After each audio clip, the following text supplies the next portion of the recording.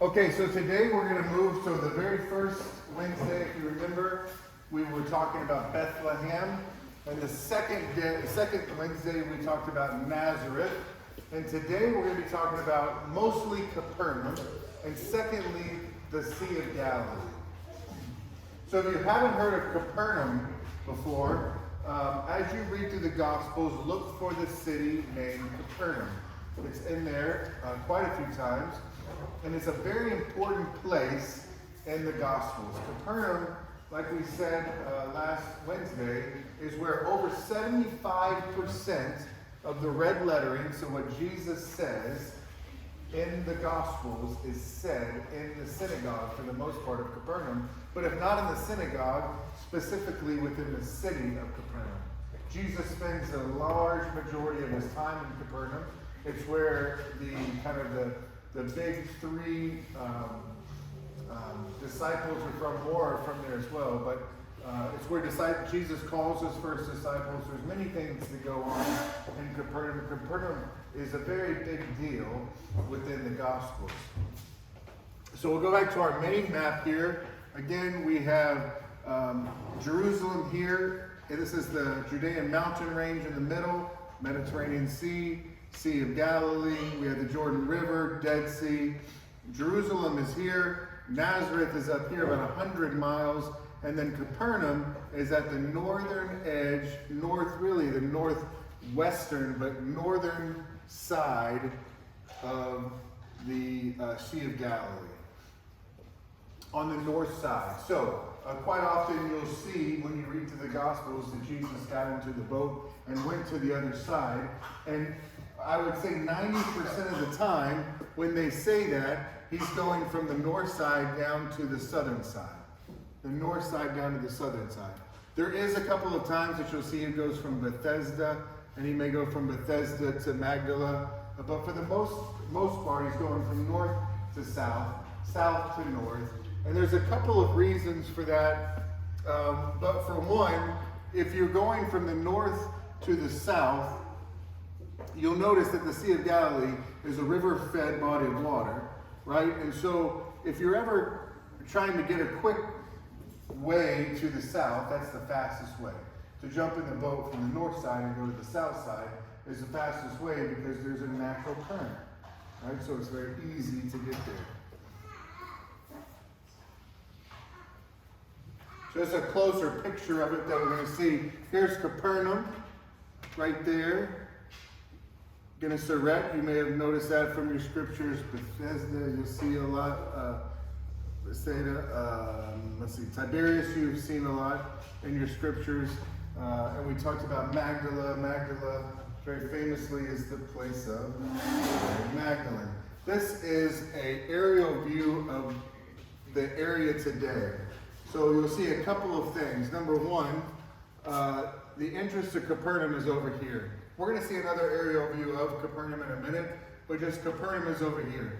Why this is important is because a lot of Jesus' ministry is done on this area. So Capernaum is a major city that's happening up here. This is a mount that comes all the way up to the top. This is the Mount of Beatitudes. We call it the Mount of Beatitudes. What was the sermon in which Jesus gives us the Beatitudes? Who can tell me? The Sermon on the Mount, right. So the Sermon on the Mount happens here. And if you remember, the Sermon on the Mount happens in two different parts. The first part of the Sermon on the Mount is to the disciples, and it happens up here at the top of the mount. And then the second part of the Sermon on the Mount is when they descend down to the sea, and Jesus gets into a what? To speak to the people? A boat, right? A boat to talk to the people. And as you can see, if there was a crowd of 5,000 to 10,000 people, and Jesus were to get into a boat, the people could have gotten all the way around to see Jesus, and he could speak out towards them. The wind is coming from the north. It would have been quite easy for that to happen. So when you read this, there's a reason why. Remember, the disciples are giving you a first-hand account of what's happening. They're not geologists, they're not meteorologists, they're not historical kind of record keepers. They're just giving you an eyewitness account. So when they say Jesus goes down the mountainside, goes out into a boat, and so the people could hear him and give the rest. You can see now when we start putting this stuff together how it all starts to kind of come together.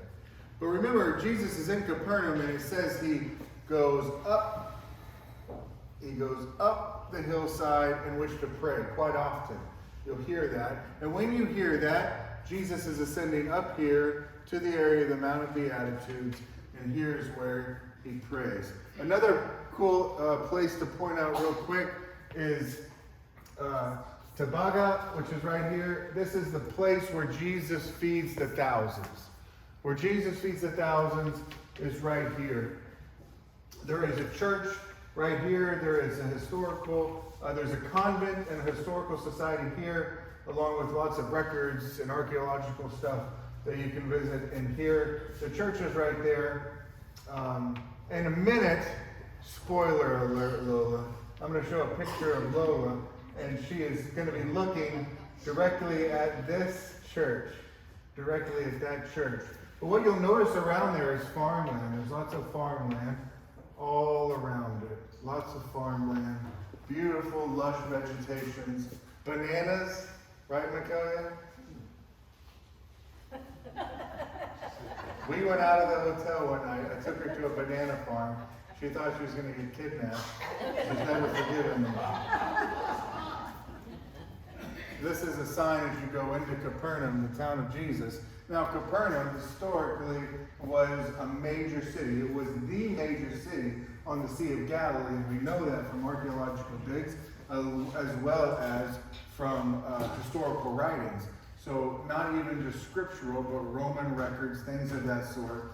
We know that Capernaum was the major port, the major area for fishing and commerce and things of that sort. They had inns, so people traveling would go there. It was a major area. It was the largest city in the Galilean area. Remember what we talked about? Nazareth at the Second Temple period, so Jesus' time, would have been very small. We're talking 4 or 5 different families. But Capernaum was a major area at the time.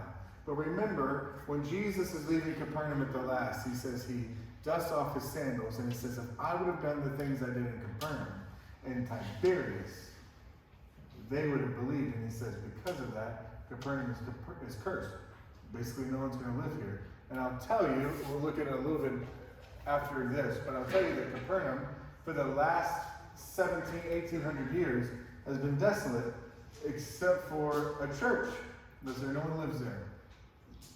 Now, you don't have to believe me. Ask people that have gone on our trips. No one lives there. It's beautiful. It's lush. It's right on the Sea of Galilee. It's gorgeous. No one lives there. Everyone lives in Tiberias. Now, people will say, well, that's a self-fulfilling prophecy, meaning because Jesus said that, people left Capernaum or they went to Tiberias. And so Tiberias now is a major metropolitan area. University, has a symphony. It's a major metropolitan area that's on the Sea of Galilee. Tiberias has grown. So people will say, well, that is just because Jesus said that it manifested it. What I would say is, it doesn't matter whether or not it's because Jesus said it, or if because it's prophetic what Jesus said. Either way, what he said came true. Right? And as Christians, that's what we would say. It doesn't matter how it came true. The thing is that it did come true. So here's an artist rendition of what Capernaum would have looked like in the Second Temple period of Jesus' time. What I'll tell you is we're going to see here in a minute is kind of some building structures. All of this would have been building structures. This would have been masonry, brick, with thatch roofs. And then they would have had these long, you can still see actually if you go to the shore there at Capernaum and look out, you can see the ruins of these piers built in down below. So they would have these piers for the fishermen to come in. And then in here you would have shops for many different things. But some of these would have been drying fish to make jerky. A lot of these would have been to provide the travelers. Because remember what we talked about, travelers are coming from as far as Rome and Greece, down to Indochine, India, on the other side down in Egypt, the other side into the Black Sea, into kind of what we think of as China or present-day Russia, the Yugoslavic countries. That's a very old reference. Up into there. So there's this cross section, and remember they traveled down the Jordan River, but what's at the very top of the Jordan River is Capernaum. This would have been a place of rest, of stay. They would have stayed here for a couple of days, they would have recovered, they would have fixed whatever they would fix, they would have replenished whatever they needed to replenish to continue on. So Capernaum was a major city.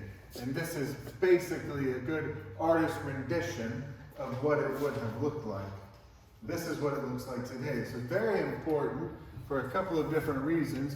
You'll notice that this all is black stone. That's important because it came from an eruption. This is volcanic stone. It came from an eruption that occurred about 100 years before Capernaum was built. And it was an eruption that happened in the Phoenician areas further to the north. This would have rained down. So these would have been stones that would have been left laying, and they used those stones to lay the groundwork of what they were doing. You'll see in a minute that the exterior, the higher up buildings were used. They used beautiful sandstone, but for kind of the foundation area, they used this kind of rubble stone, volcanic stone, to do that with. The houses would have been made out of that. The synagogue is made out of something different. And you'll see, they build a new synagogue, but you'll see that the foundation of the synagogue is that same stone, and we can articulate the area and the gate of what's happening here. So this is, if we go to Capernaum today, this is what you'll see. You can walk through it. These are different homes. You can see kind of walkways. This is a walkway in. This may have been a multi-family home. This would have been a courtyard of Capernaum. Capernaum is a walled city, just as all cities were back then. Let me go one forward. Just as all cities, like we said, were back then. All cities are going to be walled. That's important because when you start to read Acts and you start to read some of the letters of Paul and the epistles, you're going to notice some very striking things. Like they arrived at the city, but the wall was already closed, right? And so sometimes when you read that and you don't understand it, you just kind of bypass it and go on to what else is being said. But that's important. The wall was already closed, and so they couldn't go in. Or the many times in which they throw a disciple over the wall. How many times have you read that? Yes, sir. Did they have a cemetery in that place? So cemeteries work a little bit differently there. They work very much, as much as this pains me to say, much more similar to New Orleans, and much closer to New Orleans than Louisiana. So they would have a tomb, much like Jesus. Jesus uses a rich man's tomb. So a family would buy a tomb, and then when someone in their family would die, they would put the body in that tomb, and they would seal it up. After a year, they would go and unseal the tomb. What would be left was bones for the most part. They would stack the bones into a box and push it to the back of the tomb. And so a whole family would stay in that tomb. So they did have tombs that the families would buy. Typically it would be a little bit higher up on the mountainside, but they would have tombs. And that's still how they bury people to this day there. They don't do kind of burials like we do today. And to be fair, I don't think that we're going to do them that way very much longer. We're using a lot of space.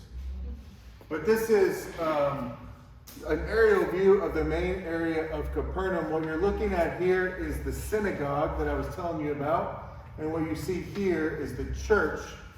This was at one time St. Peter's Church. Now, you're going to notice there's some archaeological digs that have either not been finished or have started or finished or one or the other. There are places outside of this wall. What you'll notice though is this is just an interior wall. You'll see some houses here. You see some that are over here. But you see a wall that extends here. This wall is the original wall of Capernaum, but the wall would grow as the society grew. So as the society grew, they wouldn't just kind of cram in tighter. They would build a new wall. And you would have a wall. And what they would do is they would build these kind of checkpoints or gates, which become very important when we get to Jerusalem. Not as important in Capernaum, but they would build gates within the city in which you could access things. And what eventually started to happen is you would have areas, what becomes very predominant in the latter generations is quarters of a city, depending on who stayed a Jew and who became a Christian. And so that's why, specifically in Jerusalem, you'll see there's a Christian quarter, a Jewish quarter, a Muslim quarter. Even though there's 4 quarters, 2 of them are Christian, Armenian, and one we call just Christian, the other we call Armenian, but they're both Christian. You have 2 Christian quarters, a Muslim quarter, and you have a Jewish quarter. Let me go back one slide. This is an aerial view of Capernaum, and you'll see kind of coming up, the Mount of Beatitudes. It'll be up here. Topeka is over here, where he fed the thousands. So this is a convent. In here houses nuns, monks that preserve Capernaum. Their entire life is given to preserving Capernaum. And they've been doing this for, what was it, the 1750th anniversary of this convent here doing this when we were there in 2019. So in 2019 was the 1750th anniversary of this convent. So people for 1750 years, yes? Would you clarify us the geographics of the sea level and the Sea of Galilee and the drop to the Dead Sea, to give them an idea? Yes. Because it's mind-boggling. It is crazy, yes, I will. The convent here, like we said, has nuns and monks, and this is a church that we'll see here in a minute. But these people spend their entire lives, and all they do is preserve this city for us. That's it. They preserve the city. They make sure it's clean. They make sure everything remains in order, that nothing disturbs it, and they do a mass twice a day there. So the Sea of Galilee, yes, the Sea of Galilee is much further north, and it's much higher. So what Pastor was saying, the Sea of Galilee has a very rapid drop down the Jordan River to the Dead Sea. Many people don't realize this. The Dead Sea is the lowest place on earth that is dry. The lowest place on earth. The Dead Sea is, and I can't remember exactly, I wish I would have looked this up or reminded myself, but it is a few hundred feet below sea level. It is. It's like 1,500. Yeah, it is way below sea level. The Sea of Galilee is only 800 feet below Yes. sea level. It's crazy. The Dead Sea is way below sea level. It's the lowest place on earth that you can go. And for Lutherans, they have a bar at there. And you can get a T-shirt that says, "I drank at the lowest bar on earth." And that's the. Did you get one? Yes. Yes. Yeah. Nicole got 2. But no, there's a bar down there, but it's a very dramatic drop, which is another reason why we know the characteristics of the Jordan River, though. The Jordan River, much like the Paluxy River, for those who have been to kind of the Glen Rose area, the Paluxy River starts high and falls fast, and it's in bedrock in a sense, and it is a fast-moving, shallow river. That is exactly what the Jordan River is. It's a fast-moving, shallow river that moves very quickly out of the Sea of Galilee, and it moves all the way down to the Dead Sea. Very fast-moving, shallow river, yes. That monastery, is it financed by Catholic Church, or how do they? It is financed by the Catholic Church and donations given at the site. I mean, I would imagine that the Catholic Church will make up the difference, but for the most part, it's completely financed by the donations that are given when you go. You can get a couple of little booklets or whatever to buy a Pepsi or something, but there's a couple of donation boxes that you can drop in. But for the most part, that's it. It's really quite beautiful, and we'll talk about this more, but the nuns and the monks that stay here and live here, this is the Church of St. Peter's Church. It's the second known church, brick and mortar church of the Christian world. The first one was in where? Bethlehem, Church of the Nativity. Second one that we know of, it's kind of debated between Antioch and St. Peter's, but we believe it to be St. Peter's. Paul does establish the church in Antioch, which Peter goes and takes the head of. But we believe it was St. Peter's house here, and that's for good reason. We'll explain that in a minute. But it's very beautiful. They have a mass there, or divine service as we call them in the Lutheran world.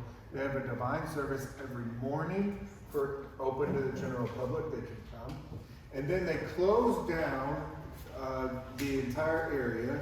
Everyone that's a visitor has to leave. They close it down at about 6 p.m. And at 6:05, after the gates are shut, they have a second mass every single day. And it's for absolutely no one but God. They have a complete mass every day just for God. And that's really quite beautiful. It's really touching to me every time I go. I've been able to attend one of them. It was really moving. But the thing that struck me the most is that's how church should be, right? We all come to church on Sunday morning, but the church isn't for the people in the pews. We're having the divine service for God. And the people that come, we're all there to witness and worship and give glory to God. And so it's an important thing to remember that Mass or the divine service or the church service has very little to do with who's in the pews. It has everything to do with God. We do that for God. So they do a divine service for God every day, 6:05 every day. There's no, no one's passing a plate. No one's doing it. They just do it for God, which is really quite amazing. Yes, sir. Church services in what language? The church service, I believe, would be in Latin for the 6:05, because some of many, I would say most all, it's amazing. Nuns and monks are some of the most recluse people in the world, and some of the most brilliant because they speak 5, 6 languages. They're all very inept. They have master's degree levels in theology, but they speak many languages. But they come from all over the world. There's one of them specifically that is from, I can't remember the name of it. I've met her. Can't believe I don't remember the city, but it's in northern New Mexico. She's from northern New Mexico. She's just a blonde-headed lady from northern New Mexico. And then you'll find another nun from Greece and another nun from wherever, Russia. They're from all over the world, and they happen to get here because this is how they want to serve. I don't know exactly how that works, but I know some of them want to go into education, some of them want to go into preservation, and so they kind of get sense where they go, and it's really beautiful. It will really make you re-examine yourself when you see someone that gives their entire life to the preservation of one thing for the glory of God. It's really quite neat. So we looked at that again. Remember, this is going to be the sea. It's going to be kind of down here. This is going to be the Church of St. Peter. That's going to be the synagogue. That's going to be important here in a minute. Oh, if I can get this right. This is the Church of St. Peter. It's called the Church of St. Peter because it was built on St. Peter's house. Peter the fisherman's house is down below it. It was down below it, and then they made it into a church. So St. Peter, if you remember, is one of them that Jesus calls from the shore to become fishers of men. And Jesus stays with St. Peter most of his ministry. Most of his ministry is spent living, sleeping here in St. Peter's house. Remember when Jesus is in St. Peter's house and Mary, right when he starts his ministry, it's a big time. Mary and the brothers and sisters come from Nazareth because they're afraid, because Jesus is starting to speak very boldly, and they're afraid that either the Pharisees or the Romans are going to come get him. And they're banging on the door. And Jesus says, "Who is my mother and my brothers and my sisters? You are my mothers and my brothers and my sisters." Speaking of the spiritual family that was within the house at the time, right? And so that happened right here. He was in St. Peter's house. So what happens is St. Peter's house, after St. Peter goes on, so St. Peter doesn't return to being a fisherman. Right after Jesus' death, we go through Acts, and then Peter becomes the head, first pope, the head of the church, the cornerstone of the church in a sense. He stays in Jerusalem. Remember, many people have this misconception that there's kind of this desolation of Jerusalem, and there is, but who is pushed out of Jerusalem? The Jews were pushed out of Jerusalem. Who's left is the Christians. The Christians hold the city for 800 years. Peter stays there, establishes some sort of an underground church until Paul gets there. Remember, Paul gets to Jerusalem. He's very worried. He's scared because I was just killing you guys. And here Jesus is telling me to come and say hi to you. And I'm worried. And Peter says, come on in, come say hi. And then Saul says, hey, you need to go to Antioch. There's a church up there that needs you. And Peter goes. And Peter goes over to Rome. But Peter stays here. So Peter doesn't come back. This is Peter's house, though. It's his family house. And so what happens here in Peter's house is something pretty neat. So about 30, 40 years after the, this is another shot of the house that was made into a church. So after about 30, 40 years after Jesus dies and is resurrected, remember the Jews start saying, hey, the Romans are starting to come on us pretty hot and heavy, and we're not happy about it. We think it's your fault, Christians. Before that, the Christians worshipped in the synagogue still because they were Jews who just believed in Messiah. To them, there was no difference. We just believe in Messiah. You guys are knuckleheads in a sense, is what they thought. Well, the Jews said, no more. The Romans are coming on us, and we think it's your fault. Get out. Kicked them out. So they started to make their own churches. So they leave the synagogue, come to St. Peter's house, and they build a church there at the house. This is the kind of some of the original parts of the house. Now they would build the original apostolic churches were built in an octagon. Remember I told you that? An octagon. In the middle would have been the table, or what we call the altar, and they sat around it. They sat around it, and everyone kind of looked in on the sacrifice of Christ. Which I did ask the council if we could build this church in an octagon. Who was on the council? Who remembers? I was told no. And my feelings are still a little hurt. But they sat in an octagon. You can see kind of these clean lines here, here, and in the middle would have been. This is a deep look into one of the very first churches of Christendom. This is a church above it. This is St. Peter's Church. And you'll see, just like the Church of the Annunciation, this is kind of a glass bottom that's built. And so from the middle, you can look down on the original ruins of the original apostolic church of St. Peter's house. It's really quite beautiful. It's a beautiful setting. If you look out the windows, you see the Sea of Galilee behind you. It's very beautiful. It's just gorgeous. And you'll notice that they've made it into that kind of octagon shape too. Everyone sits around and comes in, but we kind of still do now the more traditional altar from the one side. This is looking down from that glass, down into kind of the original old apostolic church. And what was, it's hard to get a semblance. You can't really, from a camera position, see. You can see it much better in the outline and what was there before. This is the synagogue that was in Capernaum. So if you remember, Jesus goes into the synagogue. The first time Jesus goes into the synagogue, the man stands up with the unclean spirit, right, and rebukes Jesus. Says, I know who you are, Jesus, the Son of the Most High.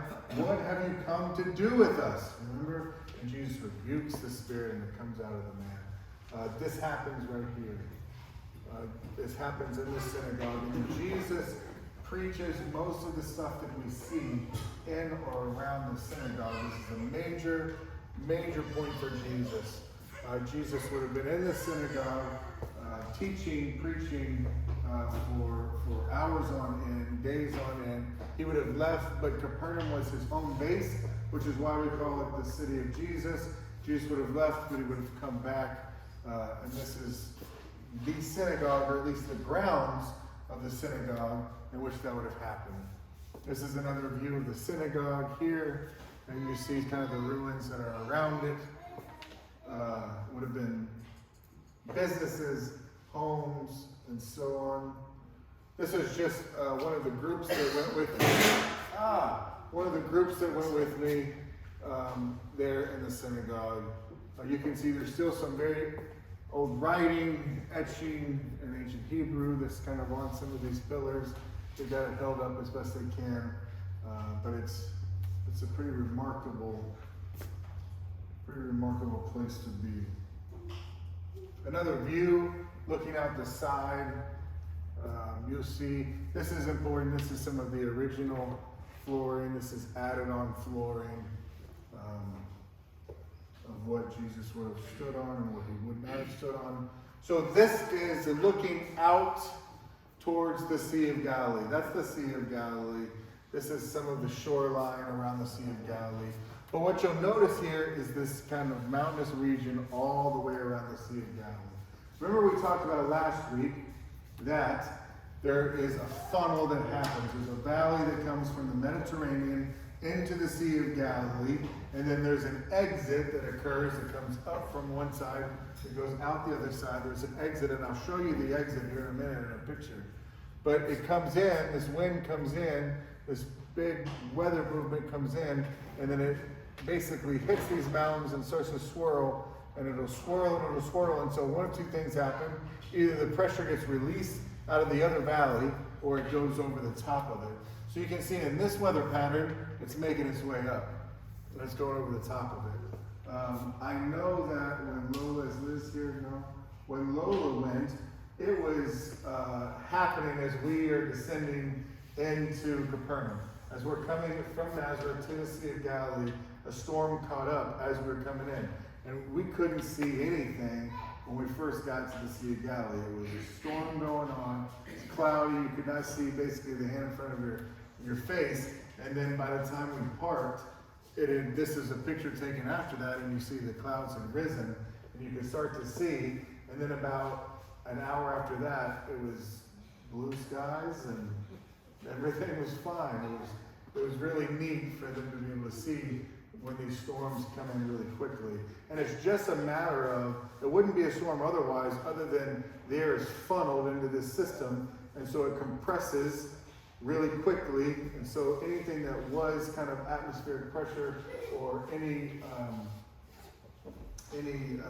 rain that's in the atmosphere gets pushed together and then starts getting swirled around, so it creates this kind of mini storm until it can kind of spit itself out of it. So again, many times in the Gospels, you're going to read where it talks about storms striking up. The most famous is when they're coming back and Jesus calms the storm. But you may also notice that there's a storm when Jesus walks out to them, and John walks on the water, right? And so there's another storm that happens there. But quite often you're going to read about these storms that spring up. And oftentimes when we just read that, we'll think, well, this is the author kind of being sensationalist, right? But it's not sensationalist at all. This occurs there weekly, all the time. The storms will spring up there because of the geographical condition of the land. And so storms spring up very quickly, and they can become very violent at times, and then they can leave just as fast as they came.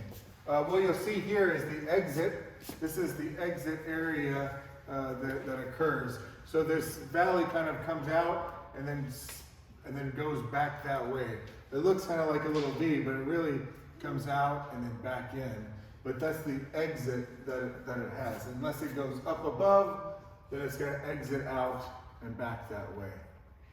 And not a very large exit for the atmospheric pressure. Let me go back real quick. So you'll see, this is the Sea of Galilee. This isn't the best picture, but I wanted to do a picture, one of my pictures that shows kind of some of the weather patterns that are going on. You'll notice the shoreline is very rocky. There's a lot of the volcanic rock still that's there. But the Sea of Galilee, like we said before, is the most prolific place of life on earth. And that has to do with what's in the water and actually above it as well. But in the water, we find more species of life, being different types of fish, algae, and other things, in the square mileage than anywhere else on earth. We also see that with kind of lizards and bugs and birds. There is so many birds around this lake. It's crazy, and if you've been there, you'll know. It's quite beautiful when you go to the Mount of Beatitudes and just hear them singing all the time. At the Sea of Galilee, where it is kind of geographically low, but still kind of surrounded by these mountains, it's kind of springtime all year round. I can't explain it unless you go, but it's springtime all year round. The flowers are beautiful, the birds are singing, there's produce, fruit always kind of coming right. It's a really weird place, to be honest, because if you go one time of year and you're like, it makes sense that this is how it is right now, and then you go back in January when we go and it's still bananas are becoming ripe and birds are singing and flowers are blooming. It's a very unique place. It's a very unique place. There's many theological discussions that happen around this. There are people, you will read this, I'm not saying this is the case. There are people who say that even this is the bottom of it. That is not me, but when you read that stuff, you can kind of understand some of the ideas that blossom out of that. There's so much life that occurs here. And the waters that leave this area are going to go down the Jordan River. They're going to go into the Dead Sea. And what was the most prolific place on earth becomes absolutely dead. No life. Nothing. Absolutely nothing. And again, if you need, people all the time, often people will say, God, give me a sign. But you're just not looking for the signs. There are huge signs all over the earth. This is actually a church in Magdala. I left this in there. I think it's quite beautiful because it shows kind of the Sea of Galilee behind them. The altar here is made into a boat that resembles it's a little bit smaller than what Jesus and the disciples would have been on, but it resembles a fishing boat of the time. It's made into the altar. That's there in Magdala. It's quite beautiful. This is another photo taken from the outside of the church into the church on the shores there of the Sea of Galilee in Magdala. Very beautiful. Just really, really quite beautiful. I left this for a couple reasons. One, often people ask me, what do the boats look like? That's what the boats look like. They were a little bit larger than this. They would have probably been really from about here to here, about twice that size. They were quite large. They would have had one bit that was that would have been a kind of a shelf or a floor, they called it here. Then the rest would have been down in here. That shelf or that floor would have been so they could get up on it. They could work over the side with the nets. They'd stand up on the top. And the other reason is because underneath here they could find shelter. And so you'll see, specifically in one where Jesus calms the storms, when he's lying on a cushion, right? He's lying underneath here. And when the storm comes up, and then he gets out and he rebukes the winds and the rain. Last shot of it, just a picture out towards the Sea of Galilee. You can kind of see the mountains behind you, the beautiful sea there, and the church. It's really quite beautiful. What are the figures on those? These are the different disciples. Each of these are disciples. This is Mary, that's Jesus, and each of these are the disciples.